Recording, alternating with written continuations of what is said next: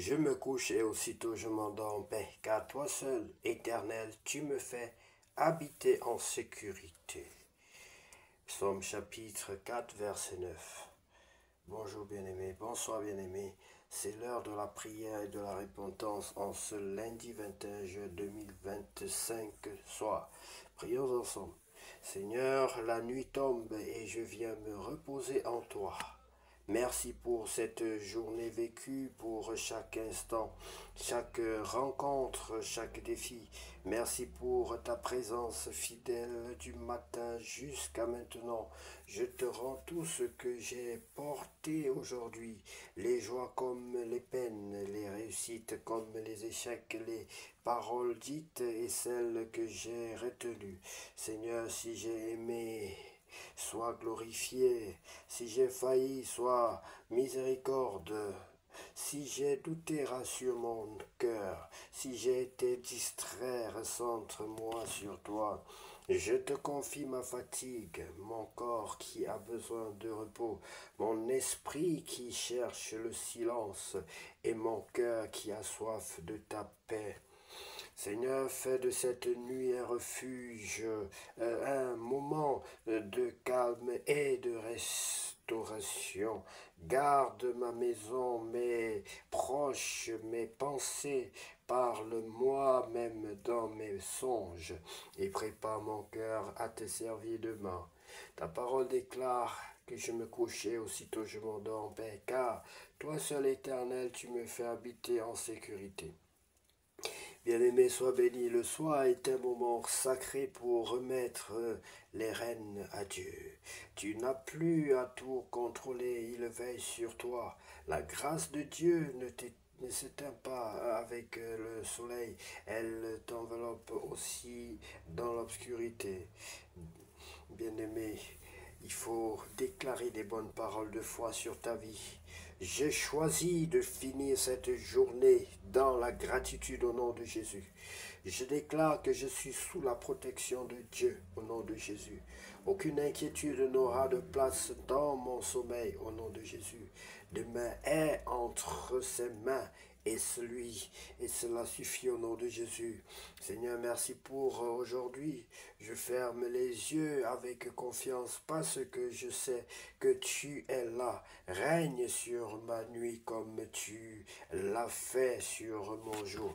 Au nom puissant de Jésus-Christ, j'ai ainsi prié. Amen. Bien-aimé, sois béni au nom de Jésus-Christ. Si tu sais que tu n'as pas encore reçu le Seigneur Jésus-Christ dans ta vie comme ton sauveur personnel et ton Seigneur, je veux t'inviter à prier avec moi. Tu vas inviter le Seigneur Jésus-Christ dans ta vie comme ton sauveur personnel et ton Seigneur.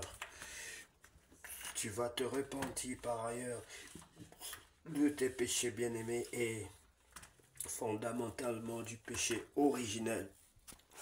Tu peux donc répéter cette prière après moi si tu as pris la position qui honore ton Dieu. Seigneur Jésus-Christ, je reconnais que je suis un pécheur. Seigneur Jésus-Christ, je reconnais que je suis un pécheur. Je t'invite dans ma vie comme mon sauveur personnel et mon Seigneur. Je t'invite dans ma vie comme mon sauveur personnel et mon Seigneur. Oui, je te demande pardon des fautes et des offenses dont je suis coupable.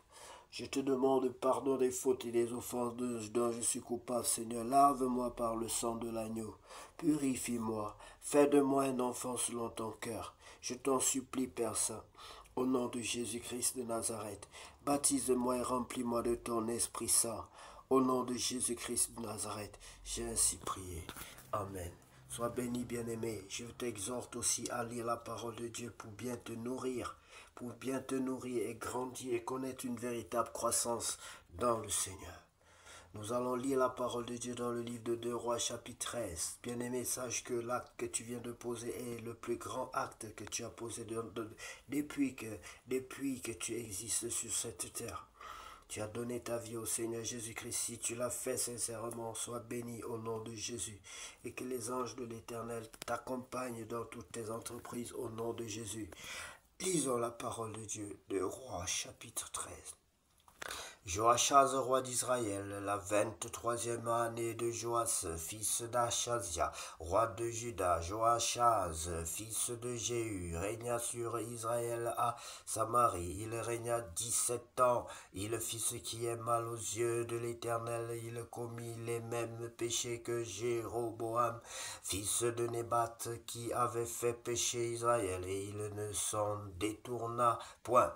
La colère de l'Éternel s'enflamma contre Israël, et il les livra entre les mains de Hazaël, roi de Syrie, et entre les mains de Ben-Hadad, fils de Hazaël, tout le temps que ces rois vécurent. Joachaz implora l'Éternel, l'Éternel exauça, car il vit l'oppression sous laquelle le roi de Syrie tenait Israël.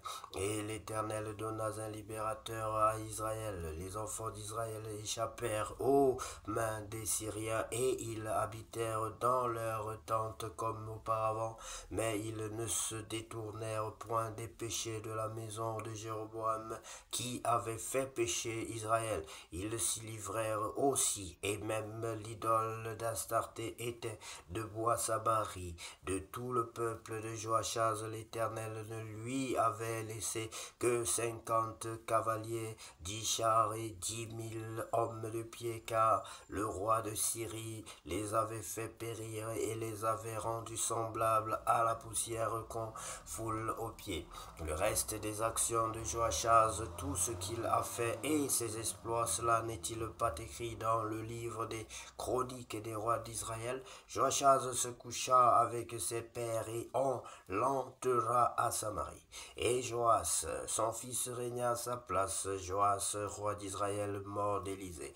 La 37e année de Joas, roi de Juda. Joas, fils de Joachaz, régna sur Israël à Samarie. Il régna 16 ans. Il fit ce qui est mal aux yeux de l'Éternel. Il ne se détourna d'aucun des péchés de Jéroboam, fils de Nébat, qui avait fait pécher Israël, et il s'y livra comme lui. Le reste des actions de Joas, tout ce qu'il a fait, ses exploits et la guerre qu'il eut avec Amathia, roi de Juda, cela n'est-il pas écrit dans le livre des chroniques des rois d'Israël? Joas se coucha avec ses pères, et Jéroboam s'assit sur son trône. Joas fut enterré à Samarie avec les rois d'Israël. Élisée était atteint de la maladie dont il mourut, et Joas, roi d'Israël, descendit vers lui, pleura sur son visage et dit: mon père, char d'Israël et sa cavalerie. Élisée lui dit: prends un arc et des flèches. Et il prit un arc et des flèches. Puis Élisée dit au roi d'Israël: bande l'arc avec ta main. Et quand il l'eut bandé de sa main, Élisée mit ses mains sur les mains du roi, et il dit: ouvre la fenêtre à l'orient. Et il l'ouvrit. Élisée dit: tire. Et il tira. Élisée dit: c'est une flèche de délivrance de la part de l'Éternel, une flèche de délivrance contre les Syriens. Tu battras les Syriens à Aphek jusqu'à leur extermination. Élisée dit encore: prends les flèches. Et il les prit. Élisée dit au roi d'Israël: frappe contre terre. Et il frappa 3 fois et s'arrêta. L'homme de Dieu s'irrita contre lui et dit: il fallait frapper 5 ou 6 fois, alors tu aurais battu les Syriens jusqu'à leur extermination. Maintenant tu les battras 3 fois. Élisée mourut, et on l'enterra. L'année suivante, des troupes de Moabites pénétrèrent dans le pays, et comme on enterrait un homme, voici on aperçut une de ces troupes, et l'on jeta l'homme dans le sépulcre d'Élisée. L'homme alla toucher les os d'Élisée, et il reprit vie et se leva sur ses pieds. Hazaël, roi de Syrie, avait opprimé Israël pendant toute la vie de de Joachaz. Mais l'Éternel leur fit miséricorde et eut compassion d'eux. Il tourna sa face vers eux à cause de son alliance avec Abraham, Isaac et Jacob. Il ne voulut pas les détruire et jusqu'à présent il ne les a pas rejetés de sa face. Hazaël, roi de Syrie, mourut et Ben-Hadad, son fils, régna à sa place. Joas, fils de Joachaz, reprit des mains de Ben-Hadad, fils de Hazaël, les villes enlevées par Hazaël à Joachaz, son père, pendant la guerre. Joas le bâtit 3 fois et il recouvra les villes d'Israël. Seigneur, nous sommes heureux que tu nous aies accordé la grâce, la force, la puissance de pouvoir nous arrêter un instant pour toi, pour t'honorer, pour fléchir nos genoux devant toi, pour t'adorer, pour lire ta parole, pour te consacrer notre temps. Seigneur, ce n'est pas grand-chose, mais nous te prions d'accepter cet acte, et nous te remercions parce que c'est toi qui nous accordes la grâce de pouvoir nous incliner devant toi, de pouvoir marquer une pause de notre temps pour te rendre grâce, Seigneur. Béni soit ton nom. Encourage-nous davantage, Seigneur. Encourage-nous, nous voulons aller de l'avant dans la prière. Nous voulons aller de l'avant dans la louange, dans la méditation. Nous voulons aller de gloire en gloire, car tu l'as dit, Seigneur, que nous irons de gloire en gloire. Nous irons de victoire en victoire, de gloire en gloire. Et nous comptons sur toi véritablement pour aller de gloire en gloire, Seigneur. Je t'en supplie. Je veux aller de gloire en gloire dans la méditation de tous les jours, dans la lecture même de ta parole.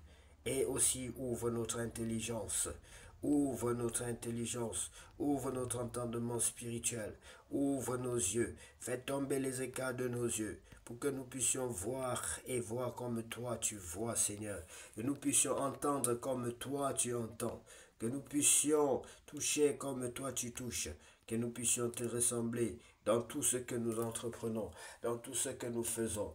Nous t'en supplions, Père Saint, au nom puissant de Jésus-Christ de Nazareth, nous avons ainsi prié. Amen.